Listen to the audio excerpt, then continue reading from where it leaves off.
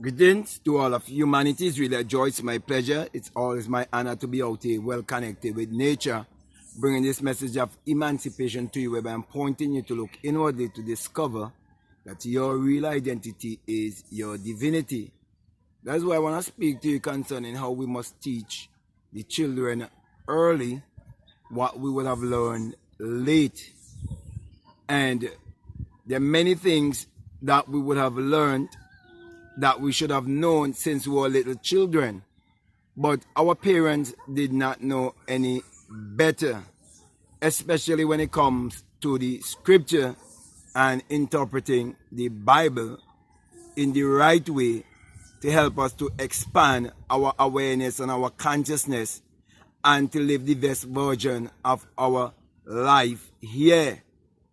We all were taught by our parents, our teachers, and our religious ministers to believe that the Bible is literal and that the Bible is secular history.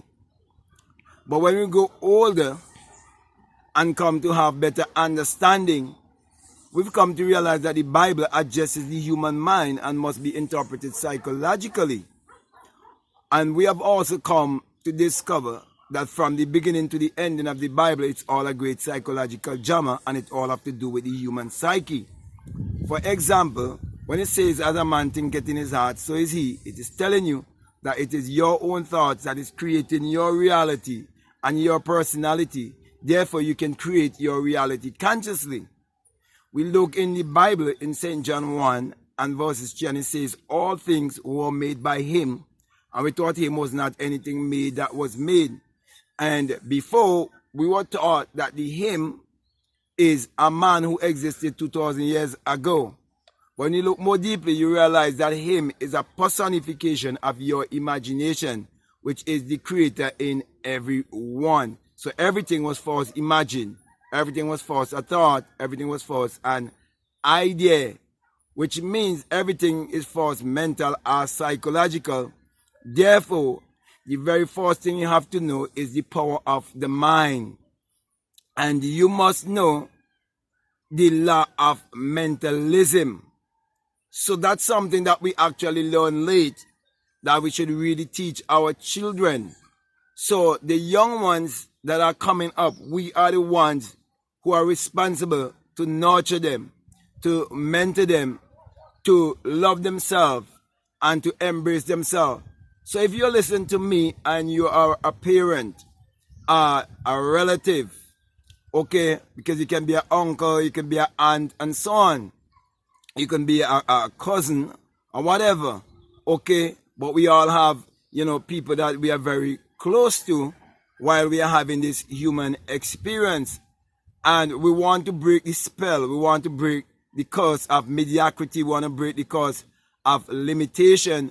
We want to break the curse of self-doubt. We want to break the curse of low self-esteem and so on, and even low race esteem and so on. We want to break all these curses, and for us to do that, we have to teach the children from very, very, very small, okay? And even in the act of having sex, we have to start to affirm what kind of children we want to bring forth, even from the act itself, and imagine what kind of child we want to bring forth in this world, so that that child will born and grow up and be of great value to humanity, not filling the prisons, okay, but to fill the minds of people with positive thinking and with empowering words of wisdom, or do some empowering thing in the society. So we want to raise a different society to get the children to understand their nationality, their true nationality, understand their true identity, and to understand their true spirituality, and to know real African spirituality over the European form of Christianity that was given to keep them in mediocrity and for them to have an employee mentality, instead of discovering that greatness is within themselves and how they must use their mental faculties to create their reality how they want it to be.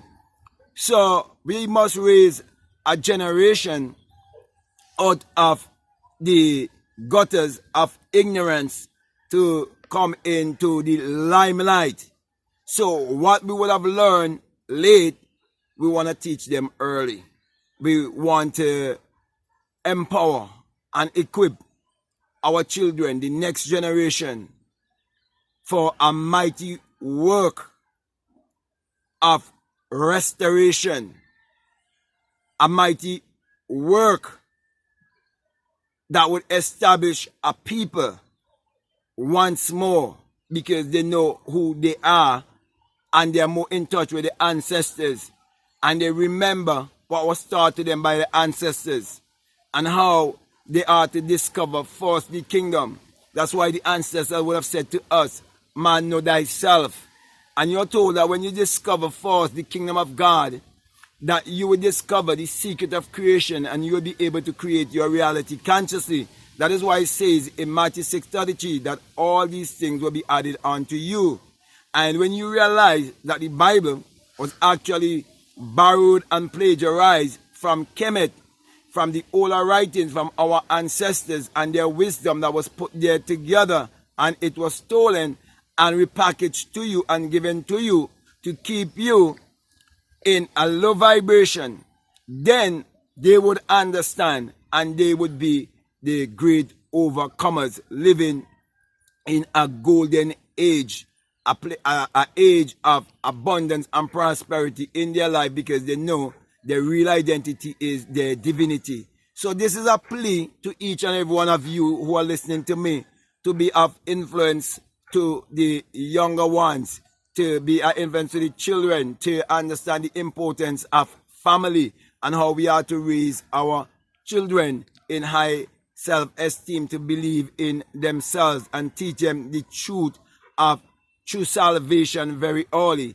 Let them know that real salvation is self-realization. Let them know that God in man is man's imagination, and they must trust their imagination, believe in their imagination, because imagination creates reality.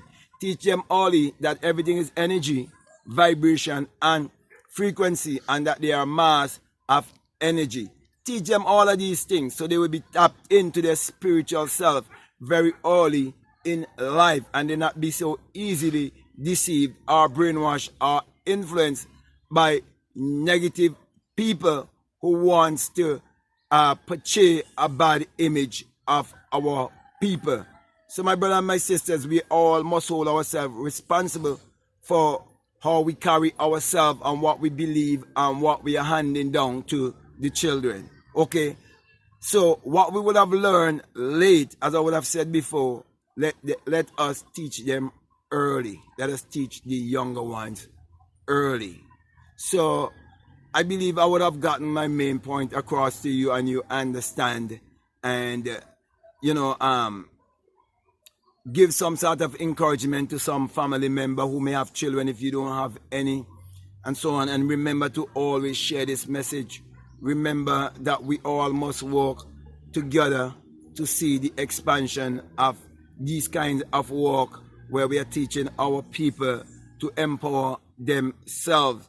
And I believe when we teach our people to empower themselves spiritually, that they will be able to empower themselves economically.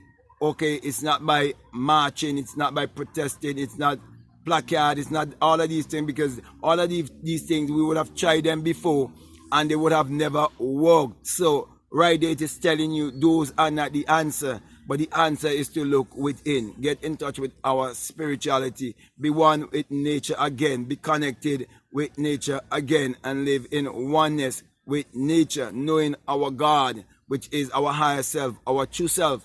Because in Deuteronomy 28 it tells you that as long as you are in alignment and you are in oneness, that all these blessings would follow you. But if you are not, and you are out of alignment, that you would be under a curse, and you would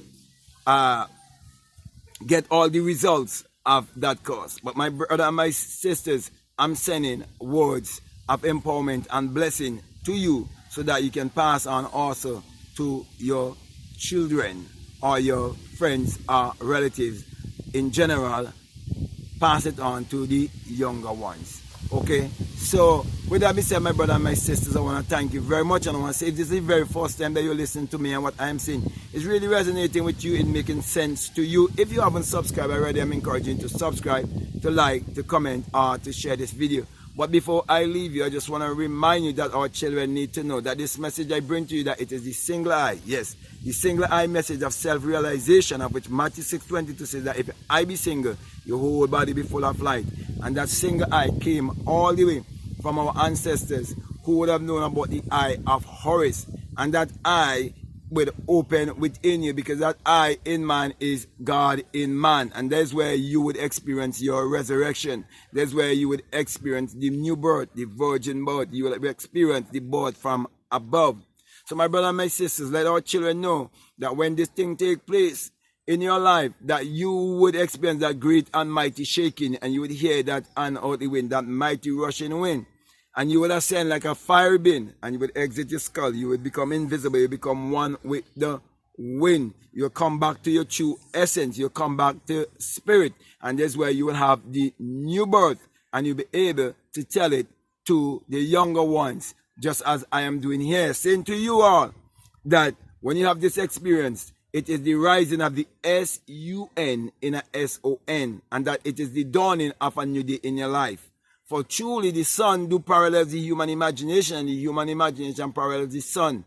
For without the sun, as in the S-U-N, there is no life and there is no light. And that's how they would know the lie of Jesus, the S-O-N, because no S-O-N could ever exist unless there first be the S-U-N. So we see the sun parallels the human imagination parallels the sun. And Psalms 84:11 says that the Lord thy God is a sun, a S-U-N, and a shield, and no good thing will he withhold from you. Common sense would teach you that the sun has never withhold any good thing from humanity. For the sun is what powers all of humanity and give all of humanity all of its energy. And that is why you must come to realize that the Bible is the sun book, the S-U-N book, not the S-O-N book. And also, the Bible must be interpreted esoterically, which is actually inwardly, pointing everything within.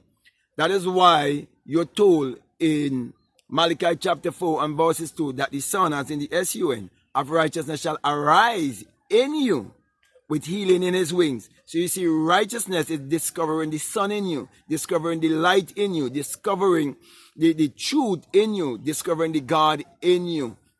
And when you get that discovery, you cannot do anything else but bring healing to humanity. That's why I always point you to look inwardly to discover that your real identity is your divinity, and encourage you to use your mind power, which is your solar power, your sun power, your God power, your creative power, which is actually the sexual power that is down below, that you must bring upwards and send it out into the ether.